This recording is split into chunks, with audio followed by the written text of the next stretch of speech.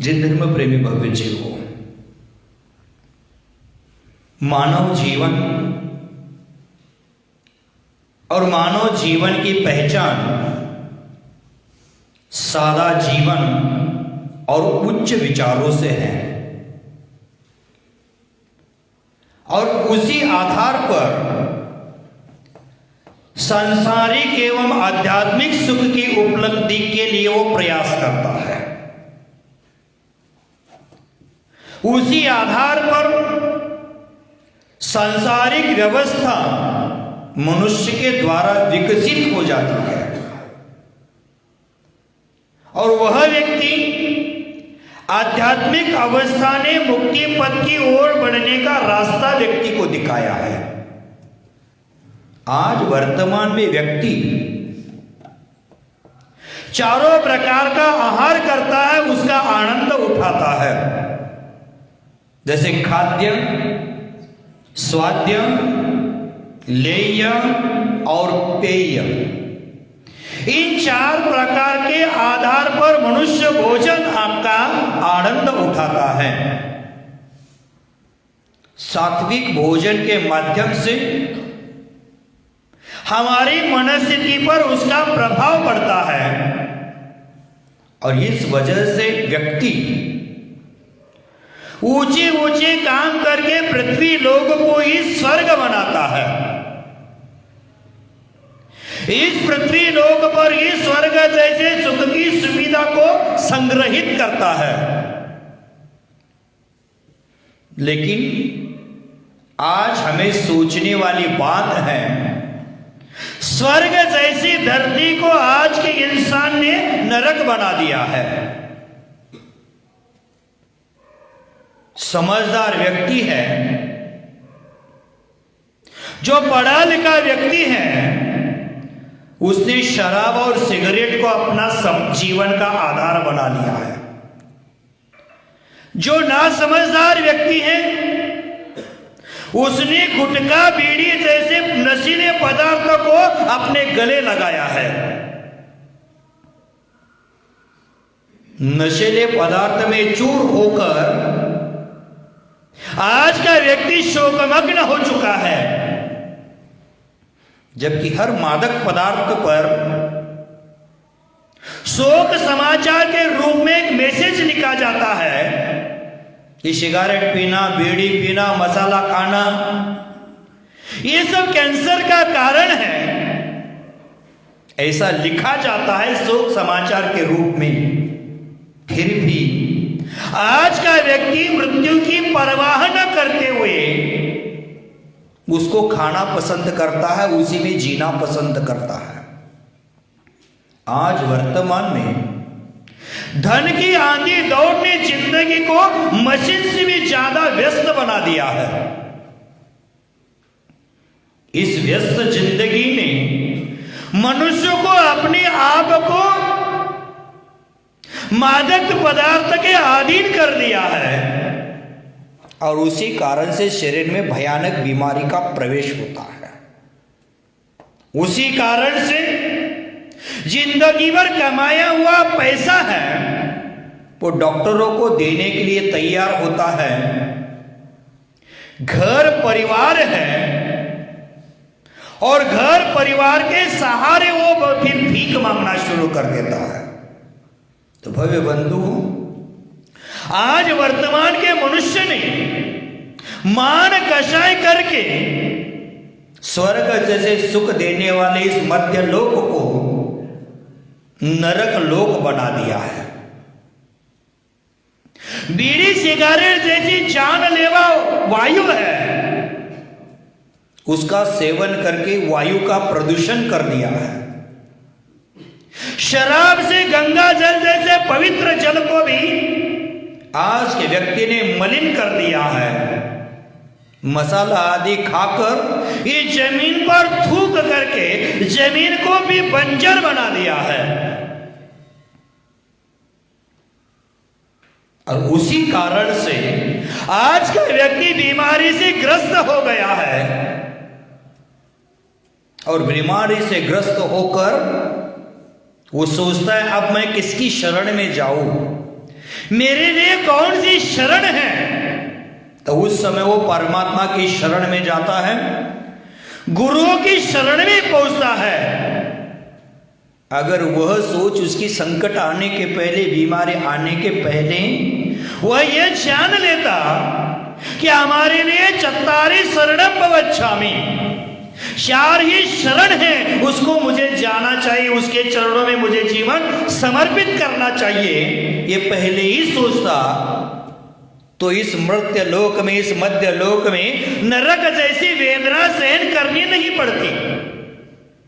इस मृत्य लोक को व्यक्ति ने नरक नहीं बनाया होता। भव्य बंधु, हमारा नशायुक्त जीवन है, वो भावी पीढ़ी को निगल जाता है, हमारे शरीर को बर्बाद कर देता है। इसलिए उससे बचना ये हमारे जीवन की सार्थकता है। भव्य बंधु, अगर हमारे जीवन को सात्विक पद्धति से जीकर अपने जीवन की गति को सुधारना चाहते हैं, भविष्य की गति को सुधारना चाहते हैं, तो हमारे लिए आज हमारी मति है वो सन्मति होना आवश्यक है। हमारी मति कुमति हो गई है, तो उस कुमति को सन्मति करना हमारे लिए सबसे भारी काम है। मनुष्य गति की सार्थकता धूम्रपान करने में नहीं, मनुष्य गति की सार्थकता धूम्रपान करने में नहीं, धर्मपान करने में है, धर्म वचन सुनने में है। लेकिन हम धूम्रपान कर रहे हैं, धर्मपान नहीं करते हैं। और धर्मपान का सहारा लोगे तो हमारी आत्मा की एक नई पहचान बनेगी और हमारे जीवन में परमात्मा का साक्षात्कार होगा। तो भव्य बंधु, आचार्य भगवान अमोघ वर्ष ऋषि जी ग्रंथराज प्रश्नोत्तर रत्न मालिका के माध्यम से हमारे लिए जीवन उत्थान की अनमोल सूत्र दे रहे हैं, जीवन उत्थान की मंत्र दे रहे हैं। उस मंत्रावली में आज का आगे का मंत्र यहां कहने वाले हैं।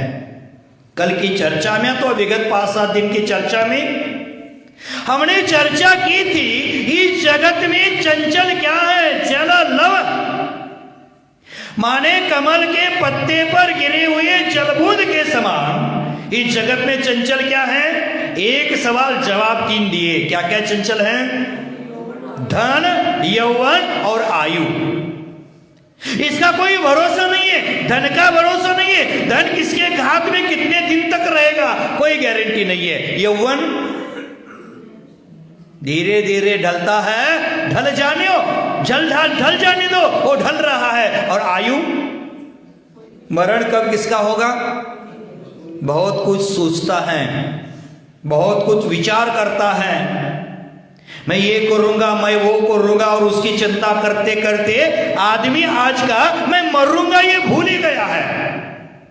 करिष्यामि करिष्यामि इति चिंतयात्, मरिष्यामि मरिष्यामि इति स्मयात्। मैं मरूंगा ये भूल गया है आदमी। तो आयु की भी कोई गारंटी नहीं है। और उसके बाद एक सवाल किया था आचार्य महाराज श्री ने, चंद्रमा के शीतल किरण समूह के तरह किसका हमें अनुकरण करना चाहिए? तो जवाब क्या दिया था? सज्जनों का समागम, सज्जनों का हमारे जीवन में अनुकरण करना चाहिए। और सज्जनों का अनुकरण ही हमारे लिए मोक्ष मार्ग की ओर ले जाने वाला है। और सज्जनों का अनुकरण करते करते हमें धर्म का अनुकरण करना है। हम दर्शन पाठ में बोलते हैं, कल भी कहा था, जिन धर्म विनिर्मुक्तो मां भवेत् चक्रवर्ती पी, साचिट्टोपि दरिद्रोपि जिन धर्म निवास, जिन धर्मानुवासित, माने जिन धर्म से रहित मुझे चक्रवर्ती पद भी मिले तो मुझे नहीं चाहिए। दासी का पुत्र होना मुझे पसंद है, चांडाल होकर जीना मुझे पसंद है, लेकिन धर्म से रहित जीना मुझे पसंद नहीं है। मैं दरिद्री भी बन जाऊंगा, चांडाल कुल में भी उत्पन्न हो जाऊंगा, सुकर भी बन जाऊंगा तो कोई बात नहीं, लेकिन मुझे क्या चाहिए? जिन धर्म चाहिए। हम जिन धर्म में उत्पन्न होकर के जिन धर्म को कलंक लगाने वाले काम करते हैं, तो हमारे हाथ में मिला हुआ रत्न है, हम काज समझकर फेंक रहे हैं। हमारे हाथ में चिंतामणि रत्न मिला है और उस रत्न को कव्वे उड़ाने में हम फेंक रहे हैं। हमारे जैसा मूर्ख इस जगत में दूसरा कोई नहीं हो सकता है। तो आचार्य महाराज जी ने कहा था, नीतिकारों ने समझाया था, धन दे तन को राखिए, तन दे राखिए लाज, धन दे तन दे लाज दे, एक धर्म के काज। हमारे लिए लाज भी छोड़ने का प्रसंग आएगा तो छोड़ देना, लेकिन धर्म की सुरक्षा कर देना। शरीर भी छूट जाए छोड़ देना, लेकिन धर्म की सुरक्षा कर देना। धन भी छूट जाए छोड़ देना, लेकिन धर्म की सुरक्षा करना। तो किम शशिधर नुकारिनः सज्जना इव शशिधर कर, माने शशि चंद्रमा के शीतल किरणों के समूह के समान हमें किसका अनुकरण करना है? तो अंतिम बेला में जवाब दिया था, सज्जनों का अनुकरण करना चाहिए। तो आज 13वीं गाथा में पुनः प्रश्नोत्तर की श्रृंखला प्रारंभ करते हैं और आज प्रश्न को पूछते हैं, को नरकः किम सौख्यम किम सत्यम किम प्रियः। 4 सवाल है, 4 जवाब है। अब पहला सवाल, को नरकः, नरक क्या है? आपने क्या जवाब ढूंढा है? दुर्जनों की संगति और पाप से जीवन जीना नरक, और जीवन को नहीं समझना नरक। तो देखो आचार्य महाराज जी का अभिप्राय यहां अलग है कि को नरक का जवाब देते हुए आचार्य कहते हैं, परवशता, पराधीन होना ही नरक है। जैन धर्म पराधीन नहीं है, स्वाधीन है। स्वावलंबन और स्वाधीनता जैन धर्म का फाउंडेशन है। स्वावलंबी जीवन जीना है, पराधीनता का जीवन जीना, दूसरे पर डिपेंड होना, यही नरक जैसे जीवन जीना है। किम सौख्यम, सौख्य क्या है? सर्व संग विरतिर्या, संपूर्ण परिग्रहों का त्याग करना ही सुख है। किम सत्यम, सत्य क्या है? भूत हितम, प्राणियों का हित ही सत्य है। और किम प्रेयम, इस जगत में प्रिय क्या है? तो सबको सबसे प्रिय क्या है? तो अपने प्राण है। इस 4 विषय पर आगे कितने दिन तक चर्चा चलती है, उतने दिन तक चला लूंगा। लेकिन आज पहला प्रश्न आचार्य महाराज जी ने यहां किया है, को नरकः परवशताम। नरक तो ऐसी शास्त्र हिसाब से सवाल पूछा जाए तो हम जवाब देंगे, जिसने नरक गति नाम कर्म का बंध किया था, नरकायु का बंध किया था, और उसका उदय आ गया, नरक रूपी विशेष स्थान पर जाकर जीव पैदा हो गया, तो उसको नरक कहेंगे। और ऐसे नरक कितने हैं? कौन कौन से हैं? धम्मा, वंशा, मेघा, माधवी। आत्मा तत्वार सूत्रकार आचार्य भगवान उमास्वामी महाराज की अपेक्षा रत्न शर्करा वालों का पंख, धूम, महातम आदि 7 नरक कहे हैं। अब देखो, पुरुषों को नरक जाना है कि स्वर्ग जाना है? रितेश, कहाँ जाना है? अब स्वर्ग जाने वाला काम करो। स्वर्ग ही जाएंगे, नरक क्यों जाएंगे? स्वीटी देख लेते हैं, मेरे हस्बैंड नरक जाने नहीं जाएंगे, स्वर्ग जाएंगे। देख गए ना, पुरुषों का आकर्षण महिलाओं में ज्यादा होता है और महिलाओं का आकर्षण पुरुषों में ज्यादा होता है। अगर आप पति पत्नी हैं, सही सही जवाब देना। आपके घर में आपका एक बेटा भी है और आपकी एक बेटी भी है। और पति पत्नी में से बेटे पर कौन प्यार करता है ज्यादा? मां करती है। पुरुष में आकर्षण, भले बेटा क्यों ना हो लेकिन आकर्षण पुरुष में है। और बाप होता है किसमें ज्यादा प्यार करता है? आकर्षण किसमें है? स्त्री में। माने आज हमारी विजाति में आकर्षणता है। बाप की लाडली बेटी ही रहेगी, जहां भी जाओ पापा की परी रहेगी, लेकिन पापा की परी का ज्यादा प्यार भी मत कर देना। पापा की परी एक दिन आपको पराजित भी कर देगी। उसको संस्कार देना, तब आपको विजेता बना देगी। पापा की परी है। पापा की परी को अगर मम्मी डांटती है, घर वाला कोई डांटता है तो बोलते कुछ नहीं बोलना। कितने दिन हमारे घर में रहने वाली है, पराये घर का धन है, हमें सुरक्षित रखना है, उसको कुछ बोलना नहीं। और पापा अगर बेटे को डांटता है तो माँ बोलते मत डांटो, बुढ़ापे का सहारा है, जिसको जो करना है करने दो। मैंने हमारी विजाति में आकर्षण है। इसलिए पंडित दौलत राम जी ने नरक के नाम देते हुए भी महिलाओं के नाम दिए। धम्मा, वंशा, मेघा। अब आपको मेघा रे मेघा, धम्मा, वंशा, माधवी आदि लड़कियों के नाम, स्त्रियों के नाम दिए क्योंकि उसमें हमारा आकर्षण है। इसलिए आप 7वें नरक में जाने वाला पुरुष ही होता है, 7वें नरक में महिला कभी नहीं जाती है। ये विशिष्टता है। नरक में हमेशा मारपीट रहती है, लड़ाई झगड़े रहते हैं, उसको नरक कहा जाता है। वर्तमान में आपके घर में 2001 का कैलेंडर आया होगा, उसके बाद आज 2021 का कैलेंडर भी आया होगा। आज कैलेंडर के हर पन्ने में, हर दिन में, हर तारीख में कौन सा ना कौन सा डे रहता है।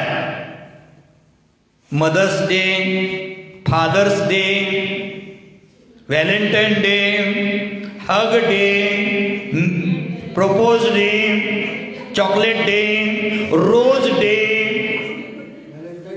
फरवरी का पहला सप्ताह तो ऐसे ही निकल जाएगा हमारा, आने वाला है। 7 दिन एक नहीं एक डे आता है और रात अंत में वैलेंटाइन डे आता है। वैलेंटाइन डे क्यों मनाते हैं पता है आपको? उसकी शुरुआत इंग्लैंड में हुई थी और इंग्लैंड में वैलेंटाइन नाम का कोई एक संत था, वो प्यार और प्रेम का संदेश देता था। उस दिन उसको फांसी दी थी, इसलिए वो दिन आज के दिन भी वैलेंटाइन डे के रूप में मनाया जाता है। हमने सिस्टम ही बदल दिया। आज होता है रोज डे। कौन सा रोज किस कलर का देते हैं?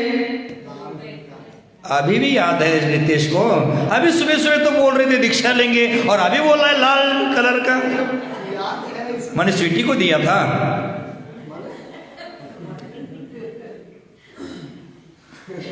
और फ्रेंडशिप डे में कौन सा देते हैं? येलो।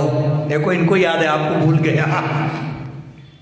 पीला वाला देते हैं। देख लेना, एक उदाहरण याद आता है। फ्रेंडशिप डे हो, वैलेंटाइन डे हो, हम लाल फूल देते हैं, सफेद देते हैं, पीला देते हैं, अन्य कलर का देते हैं। और हमारी महिला तो आज बोलने लगी है लंबा लंबा चूल, लाल गेंदा फूल। गेंदे का फूल भी इसके पास है। अभी महाराष्ट्र वाले बोलेंगे लंबा लंबा चूल क्या होता है? ये बाल को चूल बोलते, केस को चूल बोलते हैं। लंबा लंबा चूल, लाल गेंदा फूल। भाइयों, गेंदे का फूल लाल होता नहीं, पीला होता है। झिंडू का फूल कैसे होता है? पीले होता है, लेकिन ये लाल बोलती है। ठीक है, तो ठीक है।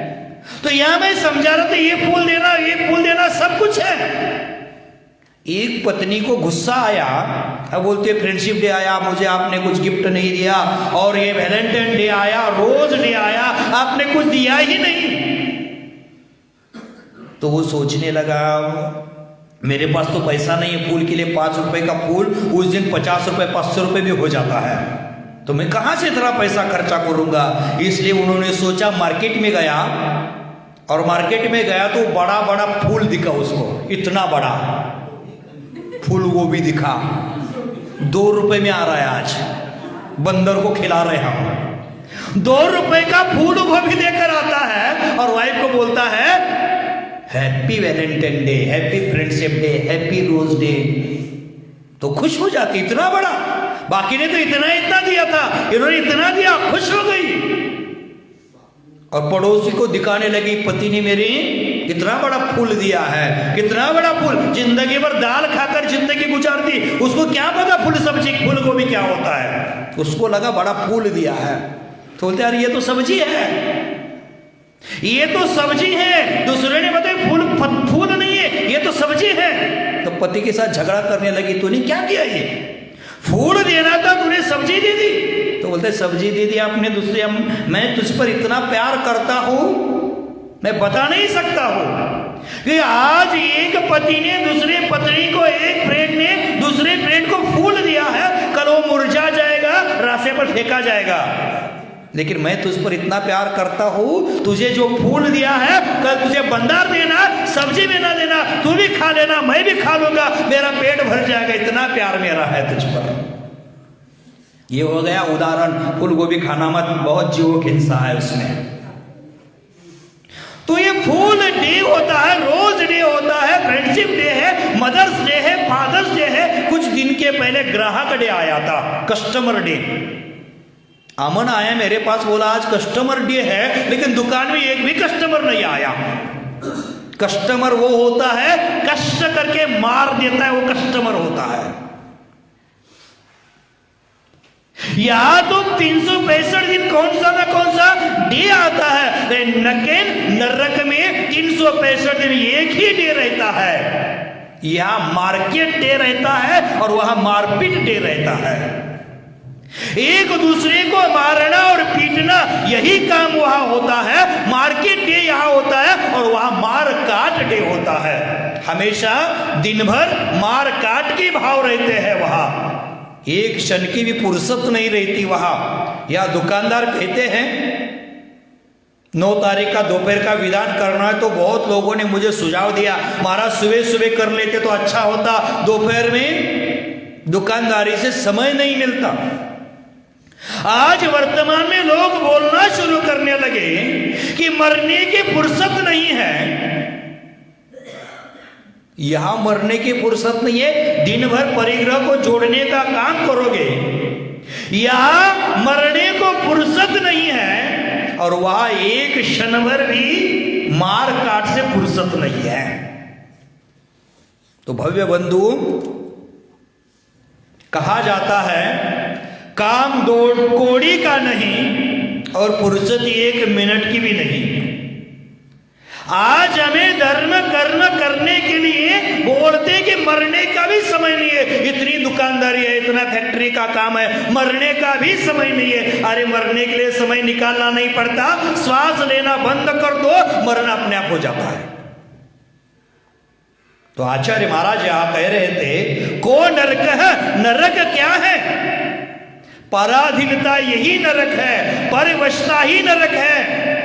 और पराधीनता वह कहलाती है जो हमारे मन के अनुकूल नहीं है, उसकी अधीनता पराधीनता है। पराधीनता वह है जिसको आप पराधीनता स्वीकारते नहीं है, जिसकी पराधीनता आप स्वीकार करना चाहते हैं वो पराधीनता नहीं है। लेकिन जिसकी पराधीनता स्वीकारना नहीं चाहते वह पराधीनता है। आपके दुकान में आप अपने स्टाफ को अधिकार से एक आदेश देते हैं, स्टाफ आपकी पराधीनता मानना नहीं चाहता, लेकिन बेचारा मजबूर है, अंदर से गाली देता है और ऊपर से जी जी बोलता है। ये पराधीनता है। आपके ऊपर का कोई व्यापारी हो, बॉस हो, वो आपको कोई आदेश देता है, आपको वो पालना नहीं होता, लेकिन वो पालना पड़ता है। ये है पराधीनता, दूसरे पर अधीन होना। उसके बिना मेरा काम ही नहीं होता। जैसे चौके में फलाना चंद नहीं आएगा तो अष्टक कौन करेगा?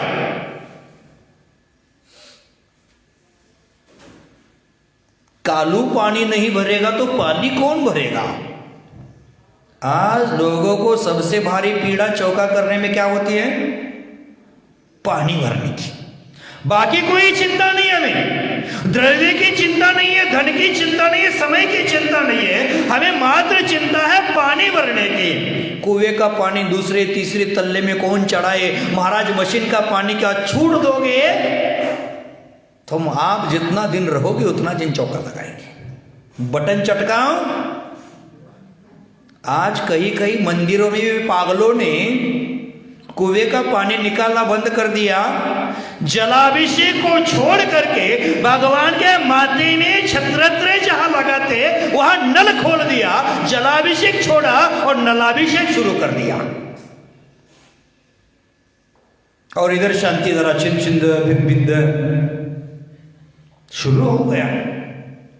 तो भव्य बंधुओं, हमारे जीवन में हमें उत्कर्ष की ओर बढ़ना है तो सबसे बड़ा ध्यान देना है पानी पर। किसी ने मुझे सवाल किया, मशीन के पानी में क्या दोष है महाराज?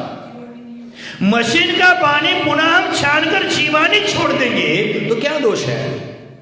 तो मशीन का पानी से जीवानी होने का सवाल ही खड़ा नहीं होता, क्योंकि मशीन से इतने प्रेशर से पानी घूम कर आता है। कितना प्रेशर होता है हमारे महावीर से पूछ लेना, वो बता देगा कितना पानी का प्रेशर। 10 हॉर्स पावर का मशीन कितना प्रेशर वाला होता है, 20 हॉर्स पावर का कितना होता है, 15 हॉर्स पावर कितना होता है, 1 हॉर्स पावर का कितना हवा खींच लेता है, और उस हवा से इतना छोटा छोटा जीव है वो मरकर ही निकलता है। तो जीवानी किस बात की करोगे? कुएं का पानी चौके के लिए, अभिषेक के लिए अनिवार्य हम कर रहे हैं, आज आवश्यक भी है। महाराज कुआं बचा कहा है, हम मौत के कुएं में जूझ रहे हैं, इसलिए पानी का कुआं भी बंद करने लगे हैं। तो आचार्य महाराज जी ने कहा है कि पराधीनता वह है कि दूसरे का आदेश पालना हमें अच्छा नहीं लगता। पराधीनता वह है कि दूसरे पर हमारा धर्म कार्य भी डिपेंड रहता है। विधान करना है तो कोई भैया जी आना चाहिए, हम कर नहीं पाते हैं। क्यों कर नहीं पाते? हम डिपेंड दूसरे पर है, पराधीन है, और पराधीन होते हैं दूसरे पर तो वो मिली पर वो नचाना शुरू कर देता है। बोलता है विधान करने हम आपके गांव में आएंगे, इतना पैसा देना पड़ेगा, इतना पैसा देना पड़ेगा। तो हम बोलते हैं भैया हमारा गांव छोटा है, इतना तो हम दे नहीं पाएंगे। तो बोलता ठीक है, गांव छोटा है तो छोड़ दो, आप जितनी डाक बोली होगी उसका 10% 20% कमीशन दे दो।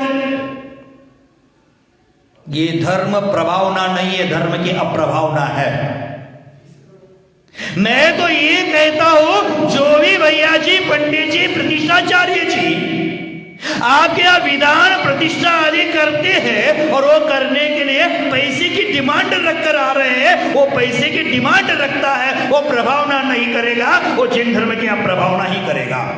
क्योंकि जिन धर्म बचाने का काम करना चाहिए, जिन धर्म बेचने का काम नहीं करना चाहिए। वो जिन शासन को बेच रहे हैं और हम भी पराधीन हो गए हैं, इसलिए उस पर डिपेंड होते हैं। और गुरुओं की बात एक बार हम टाल देते हैं, लेकिन पंडित पुरोहित की बात टालने के लिए तैयार नहीं होते, क्योंकि वो बीच में छोड़ जाएगा तो प्रतिष्ठा कौन कराएगा, विधान कौन कराएगा? वो जो बोलेगा उसके नखरे पूरे करते। अकरा रोटी, गरम रोटी, कीड़ा रोटी, क्या गई शिखा बहन आइए क्या?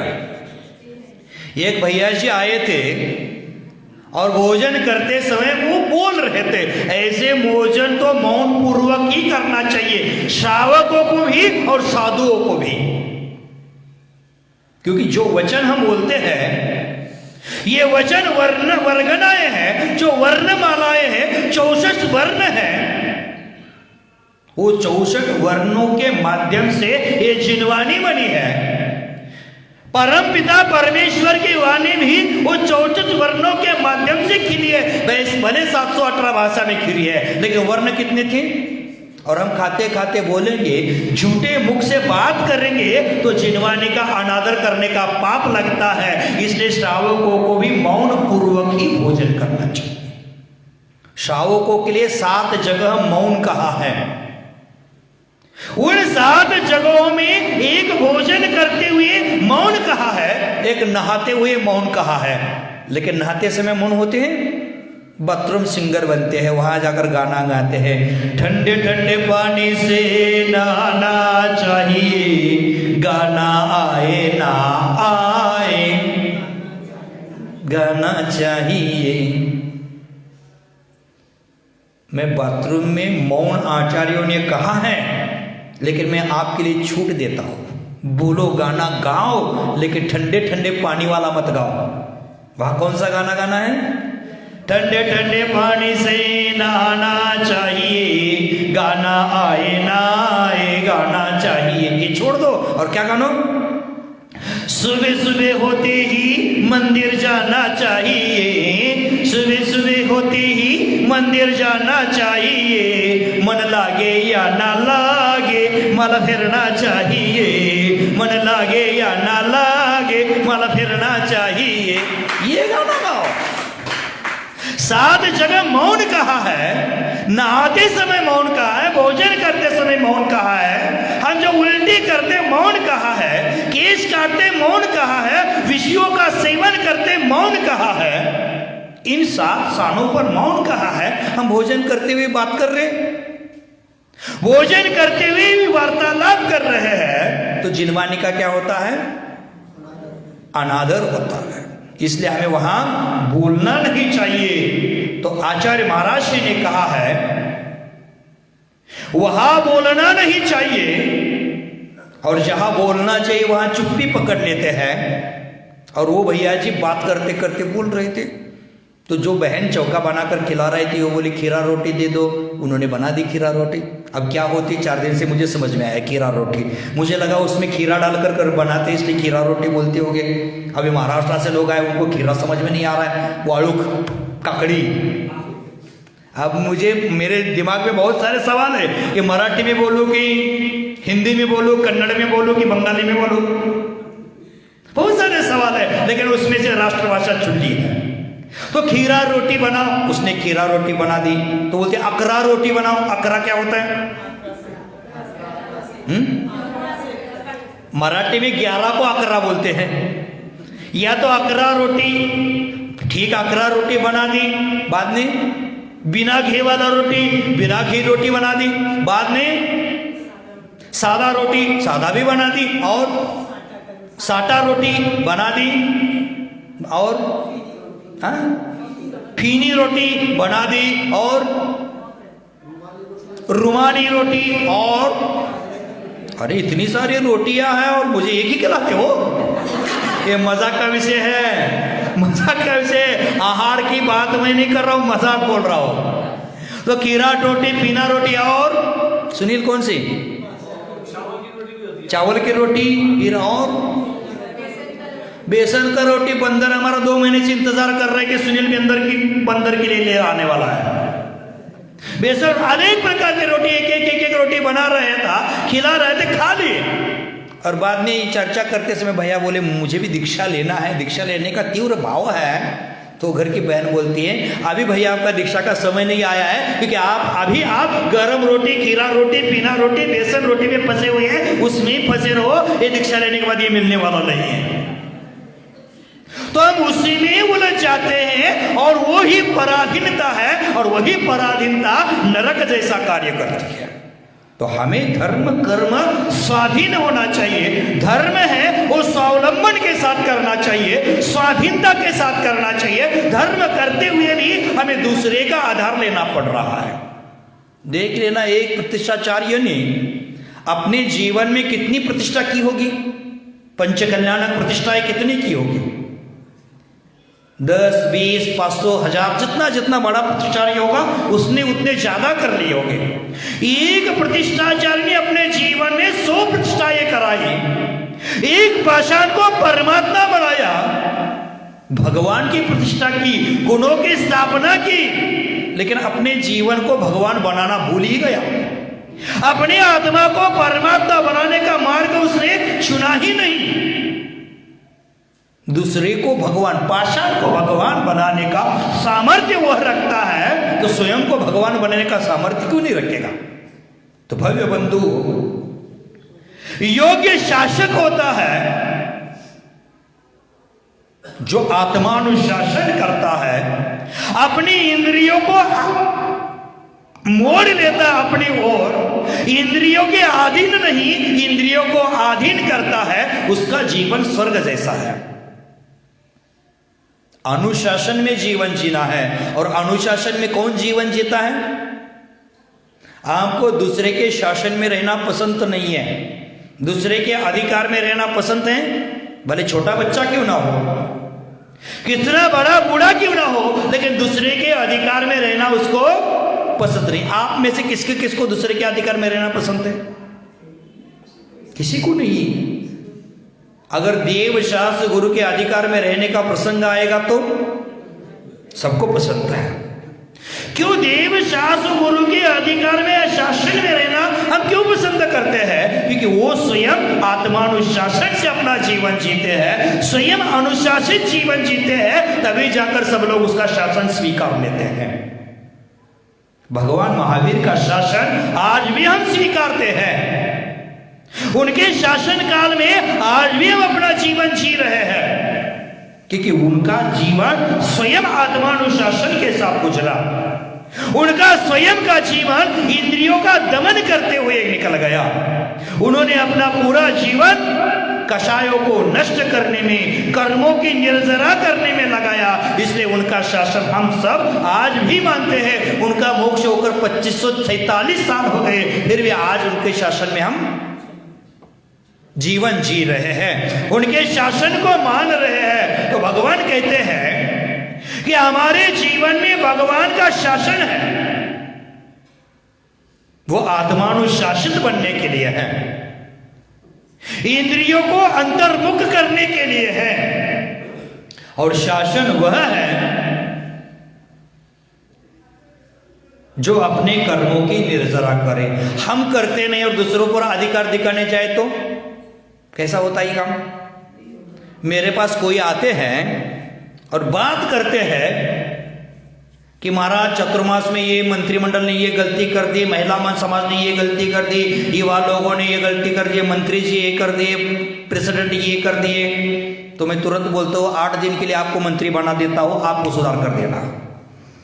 उसको भी वो संभव नहीं होता है। जो पद पर रहता है उस पर उंगली उठाना बहुत आसान होता है, लेकिन उस पद पर जाए तो बेचारा चुप हो जाता है, कुछ कर नहीं पाता है। लगता है अनिल कपूर का कोई किसी का एक मूवी था, एक दिन का पीएम अथवा एक दिन का सीएम बना था। नायक नहीं, नायक याद है आपको? तो सोचना है हमें कि दूसरे के अधिकार में हमें रहना पसंद नहीं है, उसी प्रकार दूसरों को भी आपके अधिकार में रहना पसंद नहीं होता है। हम क्यों दूसरे पर अधिकार चला लेते हैं? हम दूसरे का अधिकार मानेंगे तब दूसरे पर अधिकार चलाने का हक हम पर हमें होता है। तो भव्य बंधु, आचार्य महाराज कहते हैं कि हमारे स्वयं की मर्यादा है, और उस मर्यादा का पालन जो नहीं करता है, जिस पद की मर्यादा है उस मर्यादा का पालन नहीं करता है, वो अपने पद का दुरुपयोग कर रहा है। चाहे घर का पद हो, चाहे समाज का हो, चाहे राष्ट्र का हो, चाहे धर्म का हो। तो हमारे लिए हमें स्वयं मर्यादाओं का पालन करना चाहिए।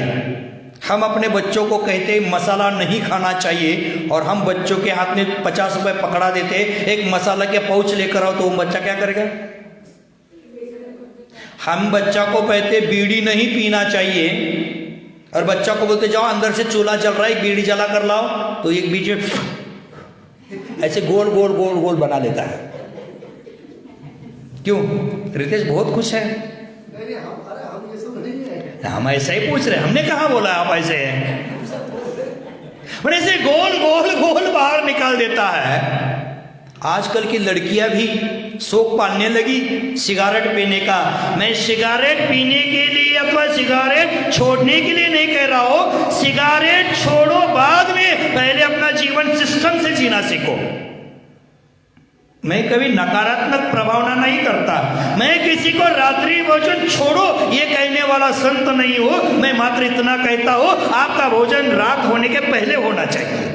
अब छोड़ो बोलो तो लोगों को अच्छा नहीं लगता है। खाओ, लेकिन कब खाओ? रात होने के पहले खाओ। सिगरेट मत पियो बोलेंगे तो अच्छा नहीं लगता है। मैं बोलता हूं अपना जीवन सिस्टम के साथ जीवो, जो सिस्टम खराब हो चुका है।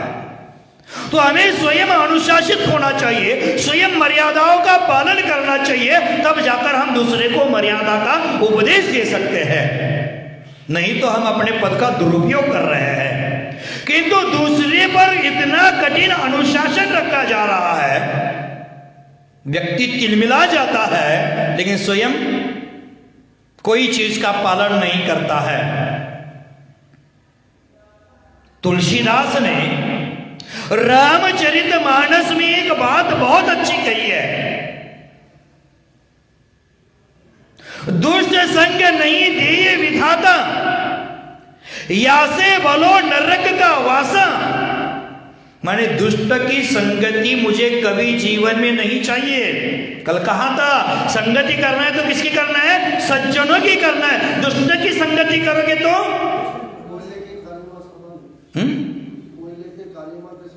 काली मां के समान है, कोयले के।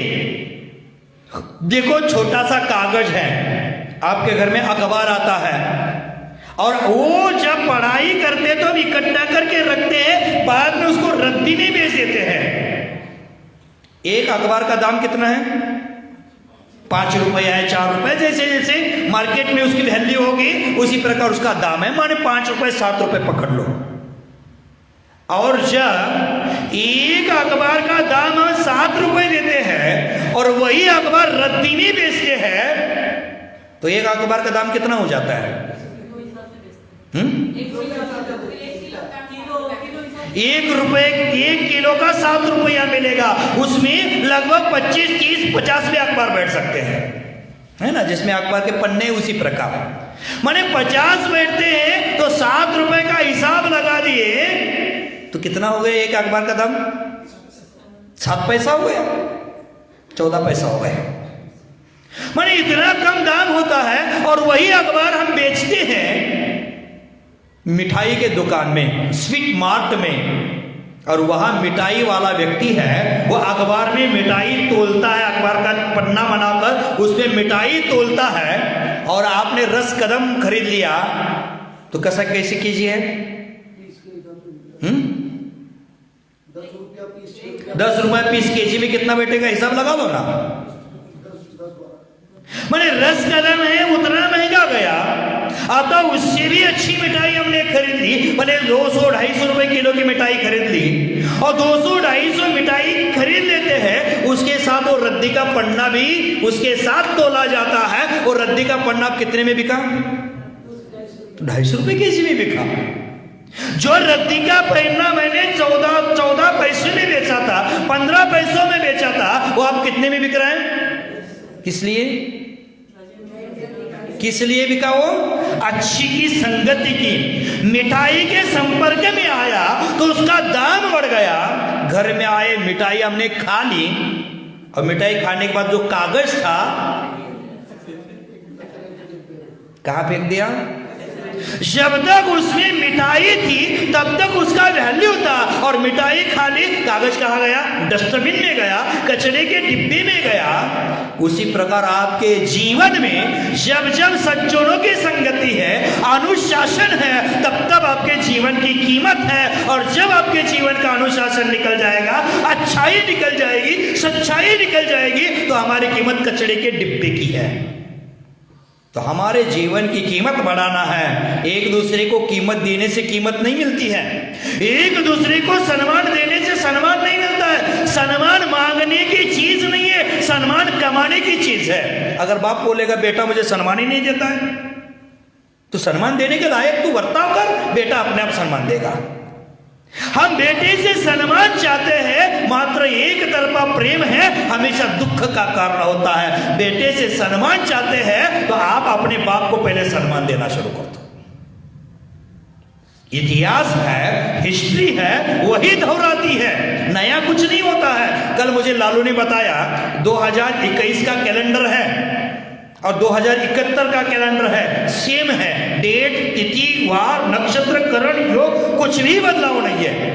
तो मैं भी बार बार कहता हूं 60 साल के बाद वही सब आता है। तिथि नक्षत्र करण योग वार सब वही आता है। 60 संवत्सर होते हैं और 60 संवत्सर के बाद पुनः वही संवत्सर आते हैं। उसी प्रकार पुनः कैलेंडर वही आता है, उसी प्रकार हम जो देते हैं वही लौटकर हमें मिलता है। तो आचार्य महाराज कह रहे थे कि दुष्टों की संगति न मिले, भले नरक का वास भी मुझे करना पड़े तो मुझे स्वीकार है, लेकिन मनुष्य जीवन में मुझे दुष्टों की संगति नहीं चाहिए। आप शराबी के साथ शराब के दुकान में जाकर दूध भी करा गए तो लोग क्या कहेंगे? क्या कहेंगे? शराब पीकर आया है। मात्र दुष्टों की संगति का प्रभाव है। आपने दूध भी पिया, लेकिन आपको क्या कहा? शराब का। और फिर कहना पड़ा, लोग कहते हैं मैं शराबी हूं। अमिताभ साहब का शराबी याद आता है आपको? मुझे पीने का शौक नहीं, मैं पीता हूं गम भुलाने को। माने शराब की दुकान में दूध भी पिया आदमी दुष्टों की संगति में रहकर तो उसको शराबी ही कहा जाता है। और सज्जनों की संगति में रहने वाला व्यक्ति कभी कभार गलती से दुष्टता भी करता होगा तो लोग कहते हैं नहीं वो ऐसा नहीं करता है, दिन भर साधु के साथ रहता है, सुबह शांति धारा करता है, अभिषेक करता है, माला करता है, स्वाध्याय करता है, वो दुष्ट हो ही नहीं सकता। बोलते कि नहीं बोलते ऐसा? तो आपको अच्छा बनकर जीवन से मरना है कि बुरा दुष्ट बनकर मरना है? तो करो धर्म। सुबह सुबह आज मुझे किसी ने मैसेज पढ़कर सुनाया, बहुत सुंदर लगा मुझे, बहुत बोधप्रद था। वो मूवी देखने जाते हैं, पहले वाले सीट पर बैठते कि आखिरी वाले सीट पर बैठते हैं? कहां से मूवी अच्छा लगता है? लास्ट वाली सीट पर बैठेंगे तो मूवी और अच्छा लगता है। देखो, मूवी बनाया जाता है प्रकाश में और देखा जाता है अंधेरे में। पाप कमाया जाता है हंसते हंसते और पाप को भोगना पड़ता है रोते रोते। उल्टा होता है हमेशा। तो मूवी पीछे देखकर हम देखते हैं, पास नहीं। हमें यहां से कलकत्ता जाना है बस से, तो बस में पहली सीट पर बैठेंगे या आखिरी सीट पर बैठना पसंद करते हैं? और आखिरी सीट पर बैठने का अनुभव कभी कभी आया होगा आपके जीवन में? आखिरी सीट में क्या होता है? उछल कूद होती है, ना चैन की नींद ले सकता है, ना 1 मिनट शांति से बैठ सकता है। अगर थोड़ा सा स्पीड ब्रेकर आ गया तो माथा ऊपर टकरा जाता है। होता है ना ऐसे? तो ड्राइवर पहले सीट पर भी बैठा, उसके लिए भी ड्राइवर वही है, और आखिरी सीट पर बैठा है उसके लिए भी ड्राइवर वही। ड्राइवर में कोई भेद नहीं है। लेकिन जो आगे बैठा है वो शांति से बैठा है और पीछे बैठा है वो अशांति, उछल कूद कर रहा है। उसी प्रकार परमात्मा साधु के लिए भी एक है और आपके लिए भी एक है। जो परमात्मा से दूर जाएगा वो उछल कूद का जीवन में कष्ट सहन लेगा, दुख पीड़ा यातना सहन करते अपना जीवन बिता देगा। और जो ड्राइवर के पास है, शांति से बैठा है, उसी प्रकार जो हमेशा परमात्मा के साथ रहेगा वो अपना जीवन शांति से, सुख से, चैन से, आनंद से अपना जीवन जिएगा। तो आपको ड्राइवर के पास बैठना है कि ड्राइवर से दूर बैठना है? कितने लोग ड्राइवर के पास बैठते 24 घंटा में? कितना समय बताओ? परमात्मा रूपी ड्राइवर है, उसके पास बैठो, सुख मिलेगा, आनंद मिलेगा, शांति मिलेगी। जितना ड्राइवर से दूर जाओगे उतना दुख मिलेगा। परमात्मा पुण्य का भंडार है। वो पुण्य का भंडार आप लोगों को लूट कर देते हैं। उनसे दूर जाओगे तो क्या होगा? दुख होगा। पास आओगे तो? और मूवी जितनी दूर से देखोगे उतनी अच्छी लगेगी, और मूवी जितना पास से देखोगे उतना माथा दर्द होगा, आंख में जलन होगा, चित्र स्पष्ट दिखेगा। उसी प्रकार मूवी पाप रूपी मूवी है। जितना पास से अनुभव करोगे उतना दुख होगा, जितना पास से देखोगे उतना माथा दर्द होगा, आग जलेगा और 84 लाख योनियों के चक्कर काटने पड़ेंगे। इसलिए पाप की मूवी दूर से देखो और पुण्य का कार्य पास से करो। लेकिन हम करते क्या है? पाप को एकदम पास से करते हैं। परिग्रह का संचय हो, हिंसा हो, झूठ हो, चोरी हो, कुशील हो, ये सब पास से करते हैं। हम करेंगे, स्वयं करेंगे। और पुण्य करना है तो बेटा मैं दुकान में जाता हूं तो आज महाराज जी को आहार देना। अगर पुण्य करना हो तो पुण्य करने की नौबत आती है तो चौका करना पुण्य का काम है कि पाप का काम है? 9 स्थान है एक चौके में पुण्य कमाने के। 9 स्थान कौन से पुण्य के? पड़गाहन करना, उच्चासन देना, पद प्रक्षालन करना, गंधोदक लेना, पूजन करना, मन की शुद्धि, वचन की शुद्धि, काय की शुद्धि। 9 प्रकार से वहां 9 कोटि से पुण्य के स्थान है कमाने के। वहां पुण्य कमाने के स्थान पर पानी भरने का प्रसंग आता है तो कालू को फोन लगाओ। उस समय हम दूर भागते हैं। पुण्य कमाने का कार्य आया तो दूर भागते हैं और हिंसा, झूठ, चोरी, कुचिल, परिग्रह, पाप करना है तो हम करेंगे। कालू तुम नहीं करना, मैं करूंगा। मैंने पाप के कार्य में हम अग्रेसर है और पुण्य कार्य में हम दूर भाग रहे हैं। पूजा करना है तो डाक हम लेंगे, डाक तो लेंगे, पैसा तो खर्चा करेंगे, मान सम्मान बढ़ाने के लिए, अपना स्टेटस बढ़ाने के लिए। आज धर्म लोग कर रहे हैं अपना स्टेटस बढ़ाने के लिए। अगर सही धर्मात्मा है और रोज भगवान की शांति धारा करेगा, रोज भगवान की पूजा करेगा, रोज माला जाप करेगा, रोज स्वाध्याय करेगा, रोज गुरुओं को हरदान करा, वो धर्मात्मा है। और जो बड़े बड़े मेले में शांति धारा का डाक लाखों रुपए लेगा वो दिखाने के लिए कर रहा है, अपना स्टेटस बढ़ा रहा है। अगर मैं नहीं लूंगा तो मेरे रिश्तेदार आए हैं, जमाई आया है, संबंधी आया है, वो बोलेगा इतना पैसा होकर कितना कंजूस है, एक भी डाक नहीं लिया। और हम डाक कब लेते हैं? जिस दिन जवाई आता है उस दिन। पहले दिन पंचकल्याण का मेला हो, विधान हो, वो बर्बाद था क्या? जिस दिन हमारे घर में रिश्तेदार आए हैं उनको दिखाने के लिए डाक बोली कर रही है, अच्छा नहीं है, ये धर्मात्मा का लक्षण नहीं है। ये मात्र अपना स्टेटस संभालना है।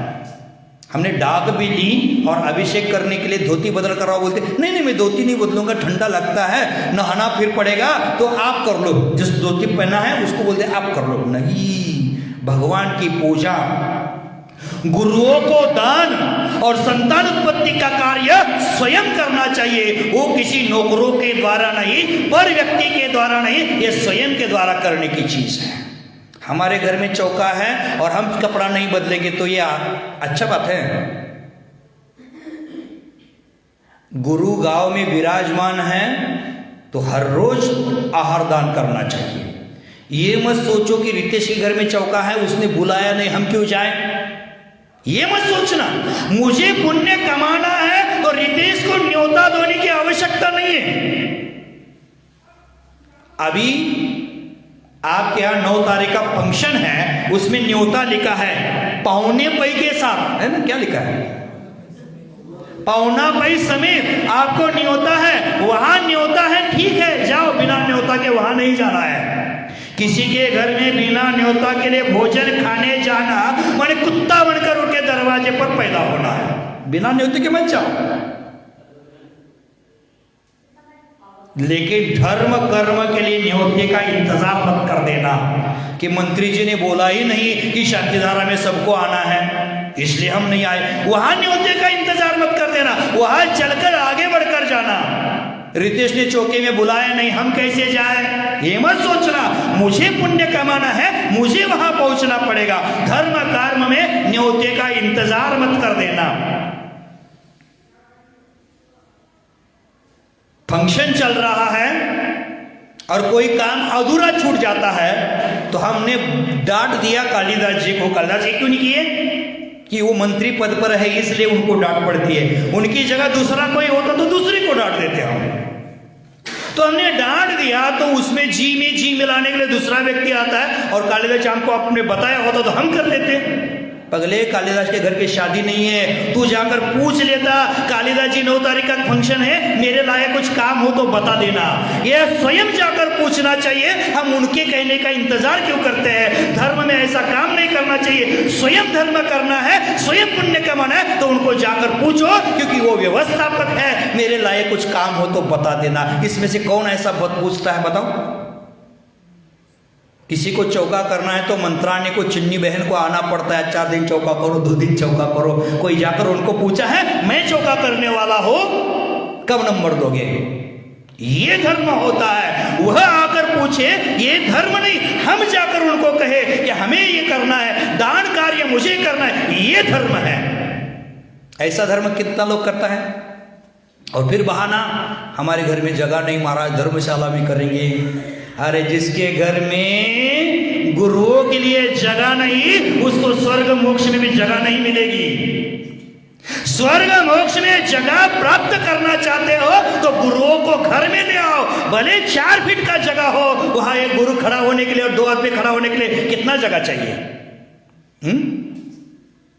इतना छोटा जगह चाहिए। फिर भी हमारा बहाना क्या? मैंने बोला किसी भी कीमत पर यह हार नहीं होगा, क्योंकि छड़ाला में क्या कहा है? 46 दोष अननते सुकुल। सुकुल माने अच्छे कुल में उत्पन्न हुए श्रावक के घर आहार के लिए साधु जाते हैं। धर्मशाला नहीं शब्द लिखा हुआ, क्या लिखा? सुकुल माने अच्छे कुल में उत्पन्न हुए व्यक्ति के घर में आहार के लिए जाते हैं। तो हम यहां आहार करके क्यों कर रहे हो? ठीक है, इसके पहले का काल खतरनाक था, उस बीमारी से दुनिया जूझ रही थी, रास्ते से जाना मुश्किल था। उस समय आपने समझदारी का काम लिया, गुरुओं ने भी समझदारी दिखाई, यहां तक ठीक है। अब समझदारी नहीं, आप स्वयं को समझना है। तो आचार्य महाराज कह रहे थे, यार नरक में रहना मुझे पसंद है, लेकिन पराधीनता पसंद नहीं है, दुष्टों की संगति पसंद नहीं है। आप दुकानदारी करते हैं, मालिक दुष्ट हो, स्टाफ का पेमेंट समय पर नहीं देता है उसमें काटता है, दुष्टता का व्यवहार ग्राहकों के साथ करता है, मालिक दुष्ट है तो खतरनाक है। और मालिक के साथ साथ नौकर दुष्ट है तो भी महा खतरनाक है। आप नौकर पर ज्यादा अगर निगरानी रखोगे तो नौकर कहाँ चोरी करेगा आपको भी पता नहीं चलेगा, कहाँ आपका घाटा कर देगा पता नहीं चलेगा। अगर हमने नौकर को बोल दिया, यहां से नौकर को हमने ड्राइवर को भेज दिया है, मान लो किसी काम के लिए शिखर जी, हम नहीं गए, ड्राइवर को भेज दिया है, तो ड्राइवर बीच में आकर हिसाब किताब जोड़कर बोलता है गाड़ी 2 बार पंक्चर हो गई, पंक्चर का पैसा 500 रुपये उसने लगाया, गाड़ी पंक्चर हुई नहीं है, लेकिन उसने क्या लिखा? 2 बार गाड़ी पंक्चर हो गई, 500 रुपये दे दो। तो हम बोलते कहाँ का पंक्चर होता है? पागल कहीं का, अभी तो ट्यूब बदला है, अभी तो टायर बदला है, पंक्चर कहाँ होता है? चलो टायर खोल कर दिखाओ, तो उसमें एक भी पंक्चर नहीं होता है। तो ड्राइवर क्या कर रहा था? झूठ बोल रहा था। 500 उसी समय दे दे तो अच्छा होता। ड्राइवर के सामने टायर ट्यूब खोलने की आवश्यकता नहीं थी। ड्राइवर को 500 नहीं देने के कारण पुनः ड्राइवर आपको साथ लेकर जाता है और हैंड ब्रेक खींच कर गाड़ी चलाता है। हैंड ब्रेक खींचकर गाड़ी चलाता है तो उसका प्लेट खराब कर देता है, इंजन का काम निकाल देता है और उसमें 5000 खर्चा करा देता है। तो पहले 500 देते तो 4500 बच जाता, लेकिन हमने क्या कर दिया? वहां ड्राइवर की दुष्टता को पकड़ लिया और हमने सज्जनता का चोला पहन लिया और 500 देने के लिए मना कर दिया। तो कितना खर्चा कर दिया उसने? ड्राइवर खतरनाक है दुष्ट हो तो, और मालिक खतरनाक है दुष्ट हो तो। माने दुष्ट दोनों को नहीं होना है। दुष्ट कोई भी हो उसका मेल शिष्ट के साथ कभी बैठेगा नहीं, इष्ट के साथ कभी बैठेगा नहीं। इष्ट कौन है? हमारे लिए इष्ट परमेष्टि है, जो परम पद में सिद्ध है। जो दुष्ट होता है उसका इष्ट के साथ कभी भी मेल नहीं खाता है। ये वेस्ट बंगाल है, समझ जाओ वेस्ट बंगाल वालों कि हमें दुष्टता का व्यवहार छोड़ना चाहिए। जैसे कहा जाता है, कह रही कैसी निमे बैर केर को संग, वे डोलत रस अपने अपने फाड़त अंग। केला का पेड़ होता है, देखा है आपने? केला तो देखा है, केला का पेड़ देखा है। ये महाराष्ट्र के लोग आए, केला की खेती करते हैं, अंगूर की खेती करते हैं, गन्ने की खेती करते हैं, शिमला मिर्च की खेती करते हैं। ठीक है, वो तो जानती है। अगर केला का पेड़ है और केले के पेड़ के बगल में अगर बबुल का पेड़ है, कांटेदार बबुल का पेड़, अच्छे के साथ दुष्टों की संगति है। बबूल का पेड़ बगल में, इधर केले का पेड़ है, हवा जोर से चलने लगी तो क्या होता है महावीर, क्या होता है? केले के पेड़ के पत्ते फट जाते हैं, कट जाते हैं। पेड़ का पेड़ कितना, केले का पेड़ कितना अच्छा था, इतना लंबा लंबा केला आया था, इतना इतना लंबा आया है, पत्ता भी बहुत अच्छा था, ब्राह्मण लोग भोजन करने में काम में लाते हैं। वह केले का पत्ता है वो बबूल के संग में रह गया तो पूरा अंग अंग छिन्न हो गया, अंग फटने के लिए मजबूर हो गया। इसलिए कहते हैं दुष्टों की संगति मत करना। दुष्टों की संगति में शिष्ट भी आ जाए तो उसको कटने के लिए तैयार होना पड़ता है। बबूल के पेड़ के संगति में कौन आया तो क्या हो गया, पत्ता उसका पूरा चिर गया। उसी प्रकार आप भी दुष्टों की संगति करोगे तो आपके गुण भी पूरा उस केले के पत्ते की तरह चिर जाएंगे, फट जाएंगे। उसको हमें बचाना है। भव्य बंधु, जो गुस्सेल व्यक्ति होता है वो हमेशा गुस्सा करता है और इस मनुष्य जीवन को नर्क बनाता है। नर्क क्या है यह अभी मुझे आगे चर्चा चलानी है, क्योंकि नरक की यात्रा इतनी है, आधा घंटा में 1 घंटा में कुछ बोले और वो संभव नहीं है कि उसका पूरा वर्णन कर सके। तो दुष्टों की संगति क्या है, क्षणिक क्या है, ये जगत में समझने के लिए कठिन क्या है, जागृत कौन है, निद्रा अवस्था में कौन है। रोज एक एक सवाल कर रहे और एक एक जवाब दे रहे आचार्य महाराज स्वयं। तो यहां आज का सवाल था को नरक, नरक क्या, जवाब क्या मिला, पराधीन होना नरक है। और पराधीन होकर जीवन जीना माने दुष्टों की संगति करना है, और दुष्टों की संगति हमारे जीवन को नरक की ओर ले जाती है। क्या बोले? पूछ रहे हैं, नरक तो है, आप बोल रहे हैं, तो भगवान को तो एक झलक नरक दिखा देना था, हम लोग पाप नहीं करते। तो हम यहाँ टेलर दिखा रहे हो, सिनेमा देखना है तो पाप करो, वहां जाकर देख लो और फिर बोलो झलक दिखला जा, एक बार आजा आज। बड़े नरक क्यों नहीं है? आपने बोलते हमने देखा नहीं है तो भगवान ने एक झलक दिखलाना था तो नरक को हम समझ लेते नरक है। ठीक है सुनील जी, आपने आपके पापा जी को देखा है, देखा है, पापा जी को देखा है, दादाजी को देखा है, देखा है, दादाजी के पापा को वो थे कि नहीं थे? क्या गारंटी? फोटो देखे हैं, फोटो को देखकर मेरा विश्वास हो गया कि मेरे दादाजी का भी कोई दादाजी था, मेरे दादाजी का भी कोई दादाजी था, वो फोटो देखकर विश्वास हो गया। उसी प्रकार जिनवानी पढ़कर विश्वास करो कि नरक भी कोई चीज है, स्वर्ग भी कोई चीज है। अगर शास्त्र पढ़कर विश्वास नहीं करोगे तो दादाजी के दादाजी पर मेरा भरोसा नहीं है। मेरा दादाजी आकाश से टपका था, आकाश से टपका है थोड़ी, वो फोटो देखकर विश्वास किए। उसी प्रकार जिनवाणी पढ़कर विश्वास करो कि जो तीर्थंकर ने वाणी कही है केवल ज्ञान के द्वारा कही है, वो सत्य है, शाश्वत है। अगर देखना है तो अनुभव करने के लिए जाना पड़ेगा वहां। तो हम अनुभव करके भी देश का नरक है कि नहीं, स्वर्ग है कि नहीं, मोक्ष है कि नहीं, ये जो बोलता है वह व्यक्ति जीवन को नरक बनाकर जीवन जीता है, क्योंकि उसका देव शास्त्र गुरु पर श्रद्धा नहीं है, सम्यक की ज्योति प्रज्वलित नहीं हुई है, और जहां सम्यक तो नहीं है वहां धर्म नहीं है। तो आचार्य महाराज ने कहा है नरक के बारे में और भी चर्चा करूंगा। 9:45 बज गए हैं। मुझे ऐसी सूचना मिली है कि कालिदास जी को कोई 9 तारीख के प्रोग्राम के बारे में सूचित करना है, वो सूचित करेंगे, उसी अनुसार आपको ये कार्य करना है। देखो आपको जन्म मरण के फेरे से छूटना है। किस किस को छूटना है तो बोल करो। जन्म मरण से मुझे मुक्त होना है। रीटा बहन आपको भी होना है, हाँ तो बोल करो। किस किस को जन्म मरण के चक्कर से छूटना है? जिस जिस व्यक्ति को जन्म मरण से छूटना है और एक बार पार्श्वनाथ भगवान का जन्म कल्याणक मनाकर देख ले, वो जन्म मरण के चक्कर को छूटने की कला हमें सिखा देंगे। उस दिन ये मत सोचना कि हम दुकान कैसे बंद करेंगे, सीजन चल रहा है। अरे वो सीजन छोड़ दो, ये 12 साल के बाद धर्म का सीजन आया है और उसमें भी 5 महीना व्यवधान था। चतुर्मास होने के बाद सीजन हमारा असली चल रहा है। एक दिन दुकान बंद करेंगे तो भीख नहीं लगेगी। हम दुकान किस लिए चलाते हैं? दुकानदारी व्यापार किस लिए करते हैं? पेट भरने के लिए। बताओ सही, किस लिए सुनील? व्यापार किस लिए? सात का माल व्यापार किस लिए करते हैं? कितने में भरता है? रोज 300 रुपए। ठीक ठीक ठीक, पेट भरने के लिए हम व्यापार करते हैं। दूसरा कोई रीजन उसका? पेट भरना छोड़कर कोई रीजन है क्या रितेश?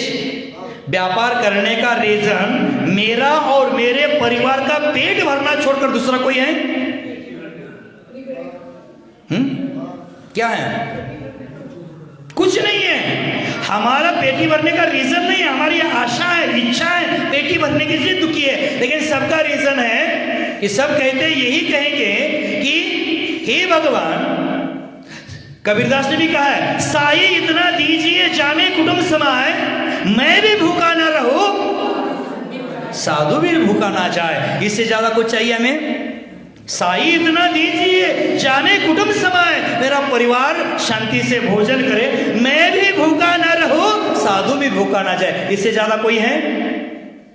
दुकान खोलना, पैसा कमाना रीजन मात्र पेट भरने का है। तो कालिदास और उसके मंत्रिमंडल ने पेट भरने की व्यवस्था भी उस दिन यहां रखी है, तो दुकान खोलने की आवश्यकता ही नहीं है उस दिन। यह व्यवस्था है कि नहीं भोजन की? कल्ला जी है कि मैं ऐसे बोल रहा हूं? हाँ, भोजन की पावना पै समेत शिग्रा रोटा, माने सबको आमंत्रित है। तो हमें अब एक दुकान का एक दिन पेट की व्यवस्था हो गई है, तो एक दिन दुकान बंद करने में क्या लॉस हो रहा है हमारा? अब सुनील जी हमेशा बोलता है कि 300 रुपए में मेरा घर चलता है, दुकानदारी में 300 रुपए होगा तो मैं संतुष्ट होता हूं। तो कालू बोला, हमारा कालू देवेंद्र भाई जी, कालू बोला कि मैं रोज आपको 300 रुपए दे देता हूं, दुकानदारी बंद करो। होता है ये? नहीं, बोलना बात आसान होती है। हम पेट के लिए कमा रहे, लेकिन पेट की व्यवस्था भी यहाँ की है, तो हमें क्या करना पड़ेगा? मैं एक बार आपको कहता हूं, मैंने मंत्रिमंडल को बहुत बार आदेश दिया, उपदेश दिया, आग्रह किया, कभी डांट कर, कभी फटकार कर, कभी प्यार करके सब कर दिया, लेकिन पूरे समाज को मैंने आज तक आदेश नहीं दिया है। पहली बार आदेश दे रहा हूं। न कोई बात होगी, न कोई बहाना होगा, न कोई बात होगी, न कोई बहाना होगा। पार्श्वनाथ भगवान के जन्म कल्याणक को आप सब परिवार जरूर आना होगा, जरूर आना होगा, जरूर आना होगा। दूसरा कोई मेरा आदेश नहीं है। भगवान का कल्याणक मनाकर अपने जीवन का कल्याण करने की कला सीखता जाती है वहां, तो हमें उस दिन कल्याणक में जो रहना है, विशिष्ट स्थिति को लेकर विशेष भगवान की भक्ति करना, ये फलदायी होती है, पुण्यदायी। जैसे आप उपवास करते हैं, भले 1234 का हो, कर्मदहन का हो, नमोकार का हो, भक्तांबर का हो, जिनगुण संपत्ति का हो, 64 वृद्धि का हो, अनेक सारे उपवास करते हैं। कैसे करते हैं? तिथि को समझ करके करते हैं। तिथि को छोड़कर उपवास नहीं करते, तिथि को समझकर उपवास करते हैं, क्योंकि तिथि को समझकर किया उपवास वो फलदायी होता है। उसी प्रकार कल्याणक भी तिथि अनुसार आते हैं, और उसी समय की हुई भक्ति है, उसी समय की हुई पूजा है, उसी समय की हुई आराधना है, वो हमें फलदायी होती है। देखो आपके यहाँ पंचकल्याणक होगा, 24 श्री जी यहाँ बन रहे हैं, बनने के बाद पंचकल्याणक होगा कि नहीं होगा? कितने दिन में होगा? कितने दिन का होगा? 5 दिन का हो सकता है, 7 दिन का हो सकता है, 10 दिन का हो सकता है। ये पंचकल्याणक मेरे हिसाब से सही नहीं है। 6 दिन का मेरे हिसाब से ये पंचालक कल्याणक सही नहीं है। अगर पंचकल्याणक ही करना है तो ऐसा पंच कल्याणक होना चाहिए कि इस 365 दिन में 5 तिथियां ऐसी आती है, उस दिन भगवान का कल्याणक होता है। आज मान लो जन्म कल्याणक है, तो आज उत्साह के साथ, धूमधाम के साथ जन्म कल्याणक मनाओ।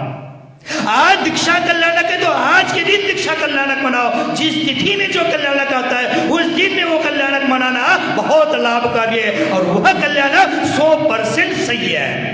अब ऐसा पंच कल्याण करना हो तो साधु को 1 साल आपके गांव में रुकना पड़ेगा, उसके बिना नहीं होगा कि राहु के भाव बन सकते कि महाराज 1 साल रुको हमारे यहाँ बनेंगे। 1 साल साधु क्यों रुकेगा? जहां हम रुकते हैं वहां श्री जी को लेकर आओ, हम वहां पंच कल्याण करके संस्कारित करके पाषाण को भगवान बना करके आपके झोले में डाल देंगे, आपको लौटा देंगे। भगवान की पूजा करके अपना भी कल्याण कर लेना। साधु तो अपना ही है हमारा श्री, साधु तो अपना ही है। कैसे अपना है? हम लोग का ही है। दूध जलेबी फा पड़ा, शीतल सागर आ पड़ा, वो वाला अपना। अपना होता है वो मात्र सपना नहीं दिखाता, और अपना होता है उनको मात्र सपना नहीं दिखाया जाता, उनके साथ साथ कल्याण के पथ पर चला जाता है, उसको अपना कहते हैं। नहीं तो संसार में सब अपना ही है। पूजा भी गाते उसमें क्या कहते हैं? जिनको माना अपना उनसे ही दुख पाया, धीरे धीरे राग क्यों किया ये समझ नहीं आया, यह राग की आग मिटी ऐसा बल दो स्वामी, नवदेव शरण आया अब शरणा दो जगनामी। अपना कौन है? नव देवता अपने हैं, हमारा स्वयं आत्मा अपना है। ठीक है, गुरु जी को आप उदार हृदय से अपना बोलते हैं, और जिस गांव में हम रहते हैं उस सबको अपना बना लेते हैं, लेकिन यहां से बाहर जाए तो उसको भूल भी जाते हैं। एक व्यक्ति मेरे पास आया, महाराज जी हमें पहचान लिए? हमने ऐसा कर दिया। अब उसको मैंने पहचाना नहीं था, मैं अब पहचाना है बोलूं तो मैं झूठ होगा, और मैंने पहचाना नहीं बोलूंगा तो सामने वालों को दुख होगा। तो मैं क्या बोलूं? महाराज आपके हमारे गांव में आपने चतुर्मास कर लिया था। हम बोला हाँ ठीक, चतुर्मास कर लिया था, फिर भी कैसे भूल गया मैं? तो चतुर्मास में आपका हमारे घर में आहार भी हुआ था। हाँ ठीक, कितने दिन हुआ था? 3 दिन हुआ था। और तो रोज मंदिर आता था? नहीं महाराज। कलसा करता था? नहीं महाराज। प्रवचन आता था? नहीं आता था। 3 दिन तेरे घर में चौका हो गया और तुझे लग रहा है कि महाराज जी मुझे याद रखे। तो मैंने कहा पगले, जिस माता पिता भाई बहन के साथ 25 साल रहकर आया हो उसको भूल चुका हो, और 3 दिन का तुझे क्यों याद रखोगा? तुझे भी भूलना यही मोक्ष मार्ग है। भक्तों को याद रखना मोक्ष मार्ग नहीं है, भक्तों को भूलना ही मोक्ष मार्ग है। और भक्तों को गुरुओं को भूलना मोक्ष मार्ग नहीं है, भक्तों को गुरुओं को याद रखने में उनका मोक्ष मार्ग है। तो अपना है कि पराया है ये? जब तक कुछ भक्त आचार्य से ऐसे होंगे जिसको याद रख ही सकते हैं, क्यों रखेंगे? अगर उसके भक्तों के प्रति भी राग हो जाएगा तब तक वीतरागता प्राप्त नहीं होगी। जैसे महावीर भगवान के प्रति भी सैनिक राजा अथवा गौतम स्वामी का राग हो गया तब तक केवल ज्ञान प्राप्त नहीं हुआ। राग आग है, कैसे भी हो, किसी को याद रखने की क्या आवश्यकता है?